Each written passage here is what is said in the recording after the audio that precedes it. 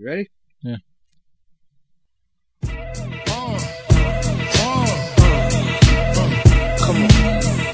Sicker than your average. Papa twist cabbage on instinct. Niggas don't think shit. Stink pink gators. My Detroit players. Tim's for my hooligans in Brooklyn. Dead right. If your head right. This is Inside the Ring.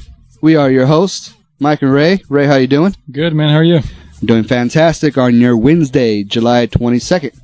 I think doing Wednesdays is okay. What do you think? I think it's great. You think so? Yeah. We can get the spoilers out to SmackDown and post them out tonight. Get people to find out what's going to happen on SmackDown. It's fine with me. All right. Jam-packed show. Whew, a lot of stuff to get through. Well, we got, we're going to go through Raw. Raw. The debacle of that. Oh, horrible. We're going to go through ECW. And then we'll breeze through Superstars. Breeze. We'll breeze through it? Breeze through it. Breeze through it. And we'll breeze through SmackDown. Yeah. We got some things we want to talk about. The last TNA pay-per-view. Oh, man. We've got some other issues that we've got with news and updates and rumors department. A lot of stuff to get to. A lot of stuff. So let's just get right into it. Let's do it. All right. Let's start it off right with... Well, first of all, let's start it off right by thanking the new friends and subscribers that subscribed on us. Yes, sir. You can reach us here on YouTube or email us at insidethering@ymail.com. And there's also a somewhat of a MySpace page that you can also check out. Sign up there too, please. But quick shout out. Thank you to the new listeners. Also, too, just there's some things that when we talk about Raw, just again, I don't know, it just kind of sounds like we're repeating ourselves, but this is for the new listeners. And I'm just going to breeze through it real quick. What we say happens. Basically, yeah, that's what happens. I mean, I'm not going to listen to the past shows, watch the new shows of Raw, SmackDown. It's going down. I'm not going to lie to you. I mean, we have somebody in the WWE that is listening, and you know, take it for what it's worth. Maybe they are using ideas, maybe they're not. They can't really say. We can't really say.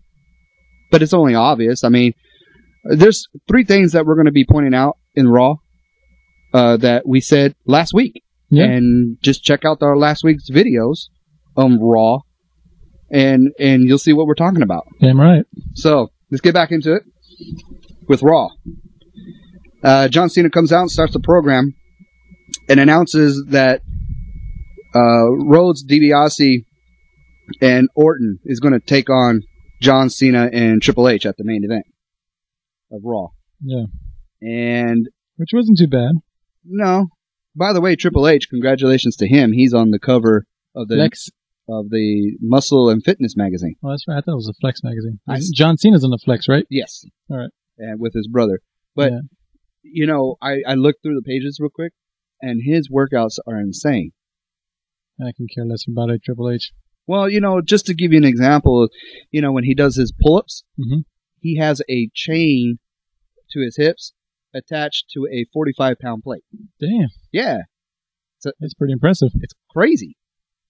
But he's looking ripped on that magazine cover. So anyway, they come out, and Orton and Legacy comes out, and they look like they're going to surround John Cena, and that's when Triple H comes out. And again, he goes ahead and calls Orton and the Legacy little girls. Yeah. And then they do a little in-ring comedy bit between John Cena and Triple H. Now, this is one of the points I want to point out to you. Last week, I made reference to Seth Green, comparing him to Hornswoggle. Mm-hmm. And I also had a little joke about it, saying that Hornswoggle, actually Seth Green, looks a little dirty. But, you know, that was just a little rib that I said. But Triple H had a very similar joke and reference to what I said last week. And he said last week Seth Green, who was the size of, and he hesitated, and he was a loss for words, and then Cena helped him by saying Hornswoggle. And Triple H made a little joke at the end saying that, well, Seth Green, isn't that heavy. I don't know. Take it for what it's worth. Somebody is listening. We can't really say, but there's one point that we pointed out last week. So anyway, yeah, they get the crowd all pumped up, ready, and then they cut to a promo backstage with ZZ Top. Now, Oh my God, that's when the show was over. Now, ZZ Top was the co-host for last week's Raw, actually last Monday's Raw, which I think, in my opinion, the WWE actually made ZZ Top look bad. They did. This was supposed to be in a backstage thing. I mean, they were there. They were actually there. But the whole backstage with Santino, Mm-hmm. that was all pre-taped. Right. And to also give you evidence on the pre-tape is that they were trying to play their songs and they were trying to play. They couldn't match it. They couldn't match what they were doing on their guitars to the actual The song would start, and then they're standing around, then they start playing. Which is pretty stupid because you could tell that they were just swaying back and forth, playing something on the guitar to no music. You could tell they didn't have no music. They were hearing no music. It was dumb.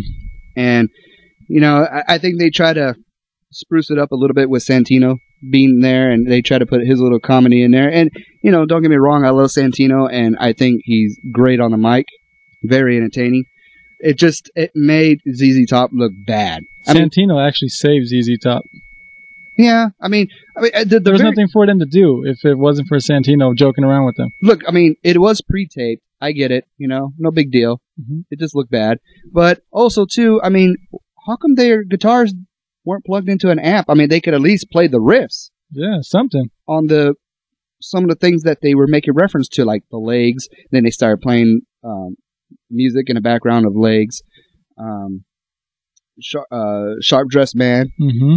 Cheap Sunglasses. Mm-hmm. Lagrange. You know, they could at least plugged into an amp and did those riffs. I mean, they had the guitars there. There's ZZ Top. Yep. Santino comes in and calls him Z Top. I thought it was kind of funny. That was funny. But, nothing really.